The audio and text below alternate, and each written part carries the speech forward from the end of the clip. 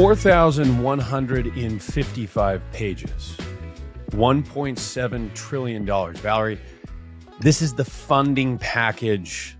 If you were paying attention, I guess most people probably saw this pass through. The government likes to spend money. We're going to fixate in, though, on just a few hundred pages today. We're going to fixate in on what relates to the financial world. That is the Secure Act 2.0. Apparently it wasn't that secure because we're back here again. My name is Michael MacKelvie. I'm a certified financial planner. I'm joined by Valerie Escobar, who's also a certified financial planner with Mariner Wealth Advisors. This is Your Life Simplified. Please subscribe if you haven't. We'd really appreciate it. Now, Valerie, there's a lot of changes here. The question is, are these changes for the good? So we're going to go a little bit more into detail and I think what are the most important changes, right? We're not going to read you the 355-page transcript from the 4,155 pages that they pushed through. We're going to touch on what we believe is the most important, starting with RMDs. Yes, that was probably the most impactful piece of the legislation, the Secure Act 2.0. The biggest thing for clients to know is that last year, if you turn 72, up that point, you start your RMDs, right? So now our clients that are turning 72 this year, 2023, they do nothing, right? Mm-hmm. So the change is now that RMD age is 73. So really, it means that this year, if you were taking an RMD last year, continue on. But this year, if you were supposed to start an RMD, you don't. Right. You just wait until next year. So that's the big change, is that this year, a lot of do nothing, which is good, right? We like inactivity. We like good. We like good. So that's good a positive. Yep. And then the next change is that in 2033, it will again be pushed back to age 75. Mm-hmm. So that means that there will be 2 years in 2033 and 2034 that it'll be the same thing, right? Everybody that had started at 73, they're still continuing on. But during those 2 years, no new RMDs start. It's just that you're going to wait until you're 75 when in 2033. So basically, if you're born 1951 to 1959, basically, you start at age 73. If you were born in 1960 or after, you start at age 75. Mm-hmm. Clear as mud? Talk to your advisor. They'll know. Yeah. But so that was a big one. And I think the other one, though, to tie in is something that did not change, which are QCDs. So qualified charitable distributions. If you are over 70 and a half, so not tied to your RMD age, but if you are over 70 and a half, you can make a qualified distribution directly from your IRA to a charity, a qualified charity, tax-free, up to $100,000. So, I mean, that creates this really nice planning opportunity, because between the ages of 70 and a half and when you actually have to start your RMD, you can really control, I'm going to give away as much as I want. It doesn't have to be the RMD amount. You can do whatever you want, and really kind of manage your RMDs a little bit easier. Yeah. Yeah. I think most of that is good. Yeah, absolutely. And one other really good thing that I love is the penalties for not doing the RMD. It was 50%, which I think is that's egregious, right? Yeah. I mean, it's like a mess to try. Mistakes. Yeah. And that one was so impossible. Like, even as a professional, you're, wanting to check everything to make sure it's right. It used to be 50% if you missed it. So if you had a $20,000 RMD, you had to pay a penalty of $10,000 if you forgot to do it or you did it wrong. Now it's only 25%. And if you fix it in a timely manner, I don't know what that means, it's reduced to 10%. Mm-hmm. So also very nice. Yes. Yeah. I mean, it was just, it was a little, maybe too aggressive as far as the penalty goes. For sure. Now, Rothification, the Secure Act is full of Roth changes. I mean, Senator William Roth, do you think he had any idea that he'd be this infamous in the financial sphere when he was passing? I don't know. Maybe he was looking for a popularity contest win. But in a lot of ways, I mean, we talk about him all the time. Yeah, I mean, he started this in the 80s. By the way, that's where Roth comes from. It's just a guy's last name. It's not an acronym. But we got some Rothification that's worth talking about here. Backdoor Roths are still okay. That is a big win. A big win. And this is a big opportunity. If you don't know what a Roth conversion is. We've done plenty of videos on them. We've talked about this quite a bit. It's a big opportunity for pre-retirees who maybe have some gap years when they're not working, or if you just have a low income year, to fill up your Roth bucket. Roth conversions are still there.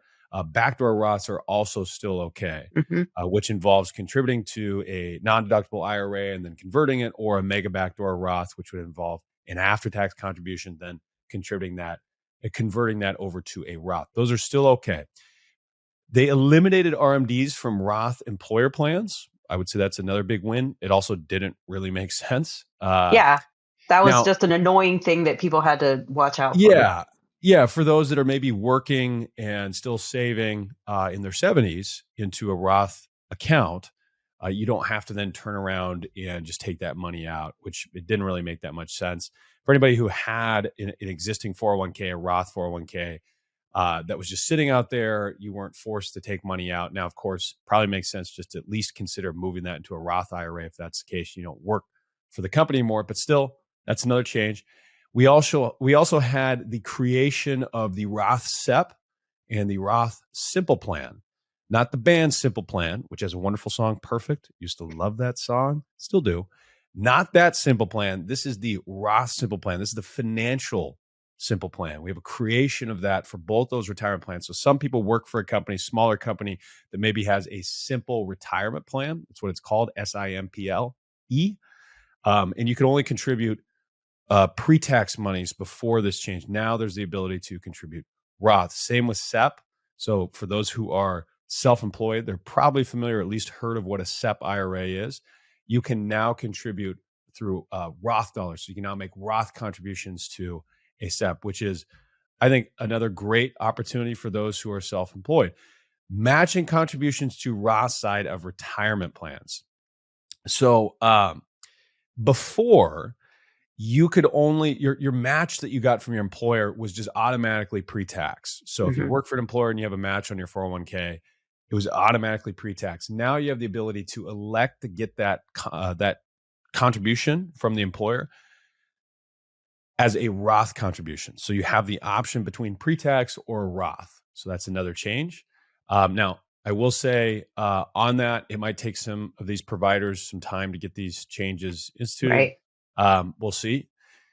The other big one here is transfers from 529s to Roths. And I'm actually going to take a little bit more time on this, Valerie, because this is, I think, a big conversation for a lot of people that are saving to 529s, or at least a big fear if they're considering a 529. What happens if we don't need this money for college? If there's a scholarship, if the kid doesn't go to school? Well, they are adding some opportunity here to convert these monies over to a Roth, transfer these monies over to a Roth IRA for the beneficiary. But there's some contingencies here. There was this big headline of, hey, here's what we're doing. If you look at the 300 pages that they wonderfully laid out, but then you got into the specifics, and there's some important details. The details matter here, Valerie. So I'm going to run through these details really quick. If you're a parent, you can move that money into a Roth IRA for the student, but it does count towards the annual contribution limit. So if you transfer this money, let's say from the 529 to a Roth IRA for the student, that will count towards their annual Roth IRA contribution. So let's say you got like a 23-year-old that just graduated and you have $15,000 left in their 529. You say, I want to move money over to this Roth IRA. This sounds great. That would count towards their Roth IRA contribution annual limit. So you're taking away from their ability to contribute to their Roth IRA, build good savings habits if that's something that they're doing right. So be cognizant of that. And also, there's a lifetime limit of $35,000. So you Hmm. can only convert up to $35,000 for that beneficiary. And this is where there's maybe a little gray area, right? So they put this governor on it. They put this limiter on it. But the question is, okay, well, could you then just move it to another beneficiary and have that beneficiary convert that money over to a Roth?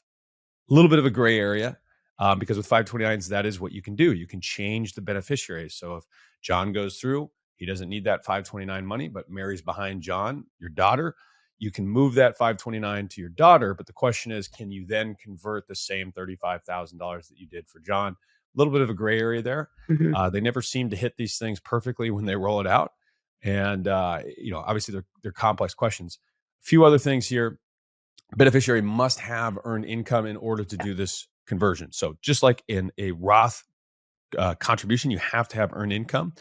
You also have to have earned income here if you're doing this conversion to the Roth. So think of it like a contribution, but it's just coming from the 529. So you can't do it for maybe the 19-year-old that's just sitting around hanging out and maybe isn't working yet.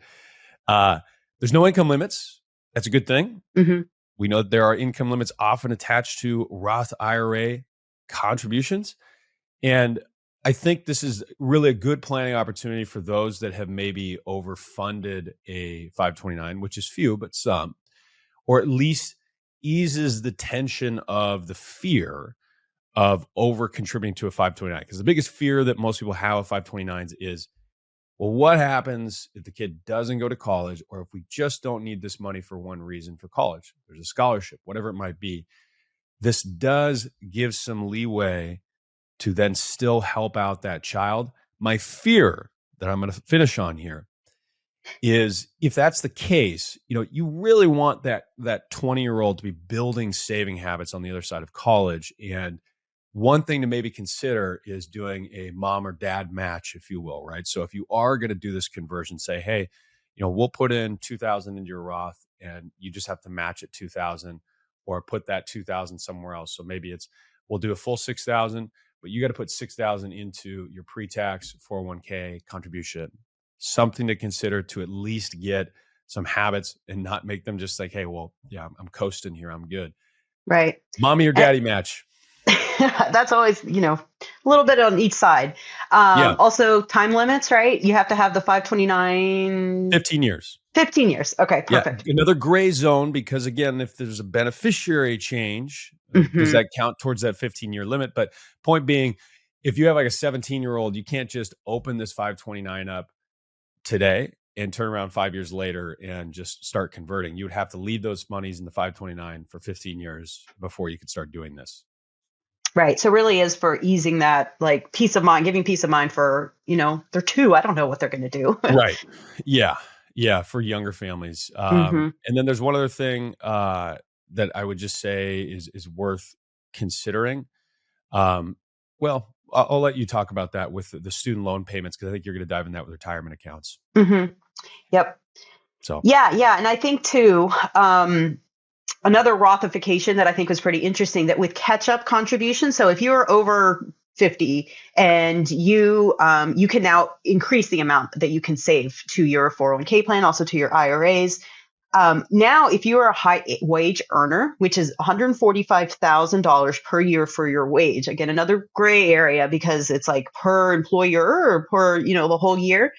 We'll wait for them to clarify. But right now, what it's saying is that if you make over $145,000, those catch-up contributions need to go to a Roth. So we're talking on 401ks, 403bs, and 457s. But what if your employer, like you said earlier, we're going to have a little bit of, it'll take a while for these employers to catch up and to have these Roth portions of their plans created. What if your employer doesn't create that portion and you are a high wage earner? Right now, it's looking like that you can't do the catch up. So a little bit of a hassle. And I think maybe that'll be a motivator for those high wage earners to kind of put pressure on the employers to get that piece moving. So pretty interesting there. Also, with those IRA catch-up contributions, now they're going to grow by inflation as opposed to just the $1,000 current limit that they increase. So, hopefully inflation will start to level out, so that won't be quite as huge every year. But having that growth is always important. And like, as you were alluding to, student loan payments, usually, or one of the big questions that we'll get into is that somebody will just be graduating from school. They got a really nice job, but their income's somewhat strapped because they've got these big payments. So do I save for retirement, or do I reduce my student loan payments or my balance on my student loans? Now you can do a little bit of both. Let's say that you allocate $10,000 a year towards making that student loan payment. Your employer can count that as your contribution to the plan and match it. And so it sounds like that'll be really limited to, if you're making if they do a 4% match and that equates to $5,000, that's what they'll match into your retirement plan.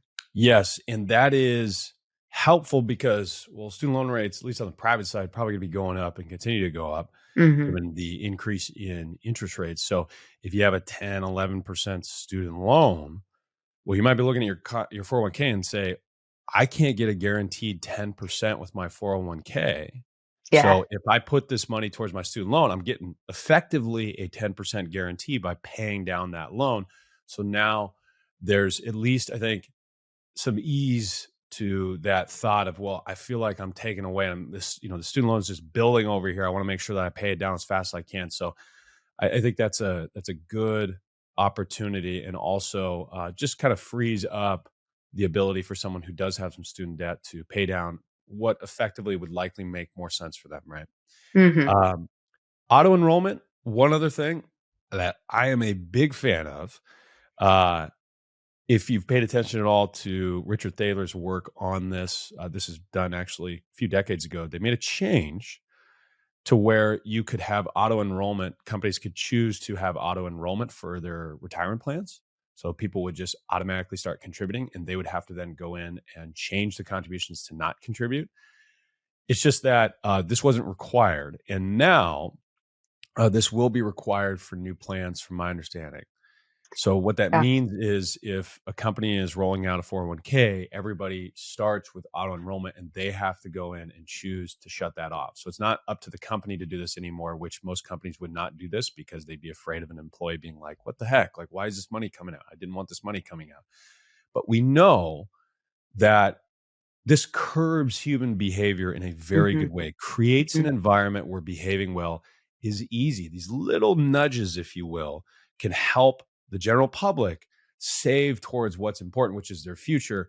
Just having, 2-3% come out automatically can make a massive difference for our population, saving towards the future rather than having them have to go in individually. We know how crazy and just funky these websites can be, confusing, and have to figure out how to change the contribution. I mean, we're helping people out with this all the time.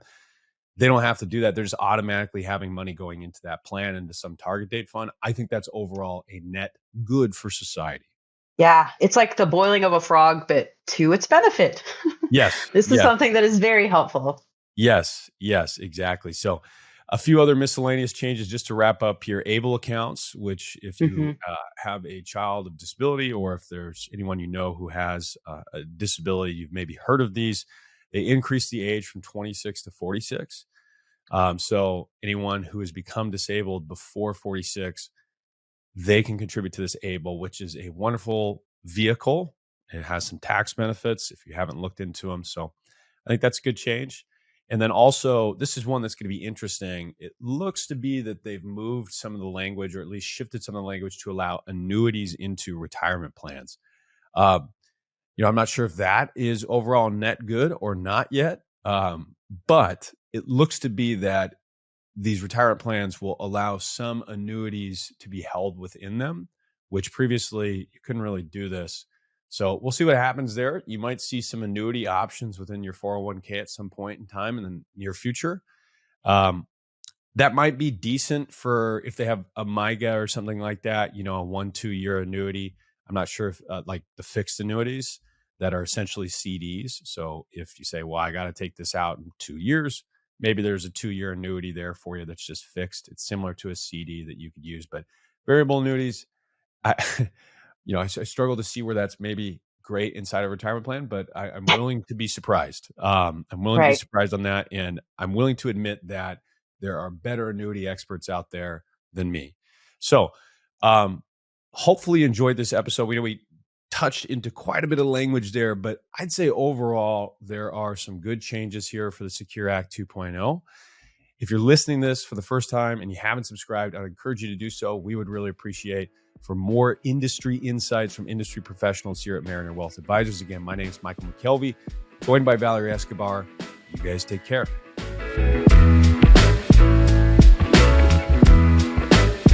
Mariner Wealth Advisors, or MWA, is an SEC-registered investment advisor with its principal place of business in the state of Kansas. Registration of an investment advisor does not imply a certain level of skill or training. MWA is in compliance with the current notice filing requirements imposed upon registered investment advisors by those states in which MWA maintains clients. MWA may only transact business in those states in which it is notice filed or qualifies for an exemption or exclusion from notice filing requirements. Any subsequent direct communication by MWA with a prospective client shall be conducted by a representative that is either registered or qualifies for an exemption or exclusion from registration in the state where the prospective client resides. For additional information about MWA, including fees and services, please contact MWA or refer to the Investment Advisor Public Disclosure website at www.advisorinfo.sec.gov. Please read the disclosure statement carefully before you invest or send money. The views expressed in this podcast is for educational purposes only and do not take into account any individual personal, financial, legal, or tax considerations. As such, the information contained herein is not intended to be personal, legal, investment, or tax advice. Nothing herein should be relied upon as such, and there is no guarantee that any claims made will come to pass. The opinions are based on information and sources of information deemed to be reliable, but Mariner Wealth Advisors does not warrant the accuracy of the information. Asset allocation diversification is a strategy designed to manage risk, but it cannot ensure a profit or protect against a loss in a declining market. Investing in securities involves risk of loss, including loss of principal, that clients should be prepared to bear. Strategies or investments discussed may fluctuate